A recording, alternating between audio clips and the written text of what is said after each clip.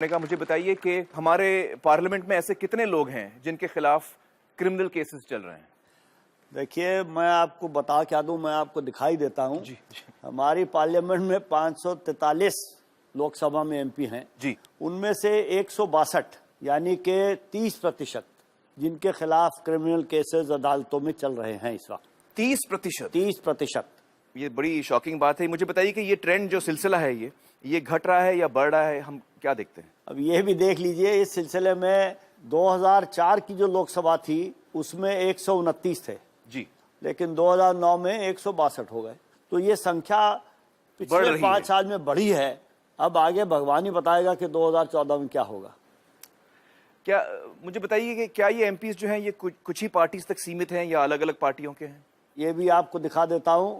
BJP में 38%, कांग्रेस में 21%, शिवसेना में 82%, जनता दल यूनाइटेड में 40%, communist party of India Marxist में 19%, तेलुगु देशम पार्टी में 33 हैं, जनता दल सेक्युलर में 66 हैं, एआईडीएमके के 44 हैं, एनसीपी के 44 हैं। लेकिन कुछ पार्टियां हैं जैसे झारखंड मुक्ति मोर्चा, इनका 100%, इनके 100% है।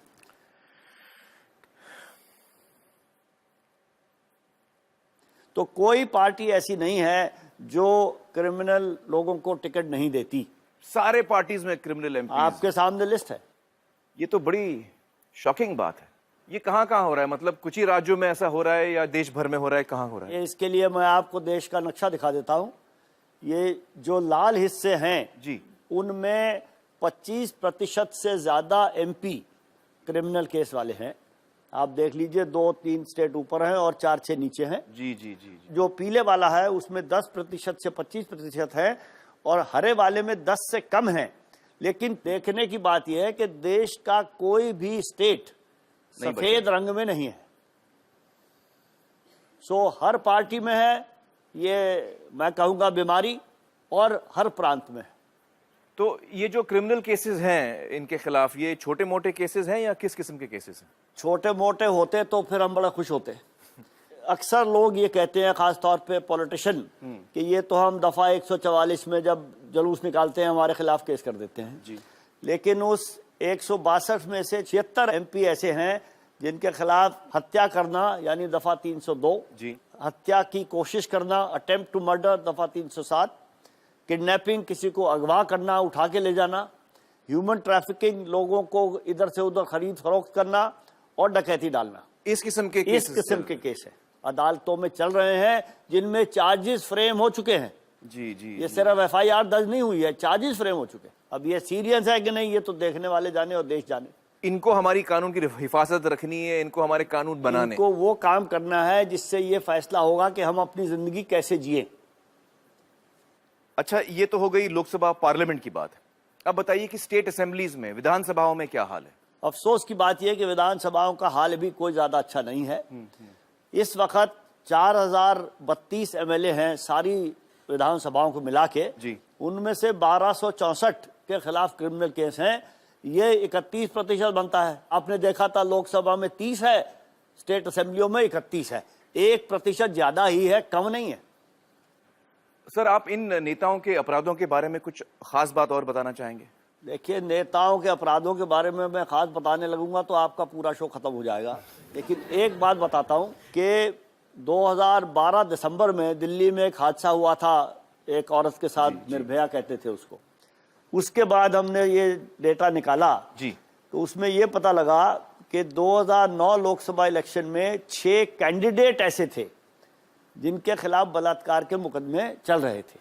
34 ऐसे कैंडिडेट थे कि जिन्होंने महिलाओं के खिलाफ कुछ और अपराध किए थे। और पिछले 5 साल में 27 एमएलए के कैंडिडेट ऐसे हो चुके हैं जिनके ऊपर बलात्कार के मुकदमे चल रहे थे। उनको भी राजनीतिक दलों को टिकट देने में कोई एतराज या दिक्कत नहीं है। इससे ज्यादा मेरे ख्याल में देश के लिए और हम लोगों के नागरिकों के लिए शर्म की बात कोई और है नहीं। कोई और नहीं हो सकती। मुझे बताइए कि ये सब जानकारी आपको कहां से मिली? आंकड़े और जानकारी कहां से मिली आपको? ये आपने बड़ा अच्छा सवाल पूछा, क्योंकि लोग समझते हैं कि हम जासूसी करके ये कहीं से निकाल लाते हैं और ये गलत है। ये सूचना मिलना नामुमकिन था। जी। 1999 में एडीआर जिस संस्था में मैं काम करता हूं, जी, उन्होंने एक पब्लिक इंटरेस्ट लिटिगेशन दाखिल की दिल्ली हाई कोर्ट में 1999 में, और ये कहा कि जो लोगों के खिलाफ पेंडिंग क्रिमिनल केस हैं उनको वो बताना चाहिए। तो दिल्ली हाई कोर्ट ने हमारी अपील मान ली। तो हमने सोचा हमारा काम खत्म हो गया, अब तो ये हो जाएगा। फिर हमें पता लगा कि भारत सरकार, यूनियन ऑफ इंडिया ने उसके खिलाफ सुप्रीम कोर्ट में अपील की।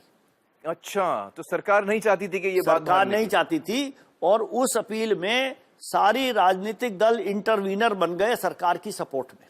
तो ये अच्छा है, इस मौके पे कम से कम आप उनको एक जगह पर ले आए। हमें उनको इकट्ठे करने का श्रेय पूरी तरह से है, लेकिन हम इसको अपना गौरव नहीं मानते। जी, तो सुप्रीम कोर्ट ने कहा नहीं, हाई कोर्ट का फैसला बिल्कुल ठीक है, ये होना चाहिए। उस फैसले के बाद 22 राजनीतिक दलों ने इकट्ठे मिलकर एक ऑल पार्टी मीटिंग की, जिसमें यह फैसला किया गया कि सुप्रीम कोर्ट का फैसला लागू नहीं होने दिया जाएगा, और अगर जरूरत पड़ेगी तो रिप्रेजेंटेशन ऑफ पीपल एक्ट जो कानून है इसका, उसको बदल दिया जाएगा। तो वो कानून बदल गया। हम लोग फिर सुप्रीम कोर्ट गए उस कानून बदलाव के खिलाफ। फिर 13 मार्च 2003 को सुप्रीम कोर्ट ने कहा कि सुप्रीम कोर्ट का पुराना फैसला सही है। उसके बाद ये एफिडेविट आने शुरू हुए। तो अब जब इलेक्शन होते हैं, जब ये इलेक्शन होते हैं तो हर कैंडिडेट अपने नॉमिनेशन पेपर के साथ एक एफिडेविट लगाता है, 2 लगाता है। एक एफिडेविट जिसमें क्रिमिनल केस के बारे में लिखा होता है, एक जिसमें उसके धन संपत्ति के बारे में लिखा होता है। जी। और इलेक्शन कमीशन उनको अपनी वेबसाइट पर डाल देता है, हम वहां से लेते हैं। तो ये आंकड़े आपको वहां से मिले? हमें आंकड़े वहां से मिले, बल्कि ये कहना चाहिए कैंडिडेट्स ने खुद दिए, शपथ लेके दिए कि जी मैं भगवान को हाजिर नाजिर समझ के ये बता रहा हूं, मेरे खिलाफ 15 केस मर्डर के हैं। ऐसे लोग हैं। लेकिन ये अगर स्थिति हम देखें तो बहुत दर्दनाक और डराने वाली स्थिति है, बहुत ही खतरनाक स्थिति है। प्रोफेसर छोकर, बहुत बहुत शुक्रिया हमसे बातचीत करने का। मैं आपको कांग्रेचुलेट करना चाहूंगा। जिस तरह से आपने और एडीआर ने, आपकी संस्था ने इस लड़ाई में आप डटे रहे, थैंक यू। पूरा देश आपको शुक्रिया अदा करता है। Thank you so much.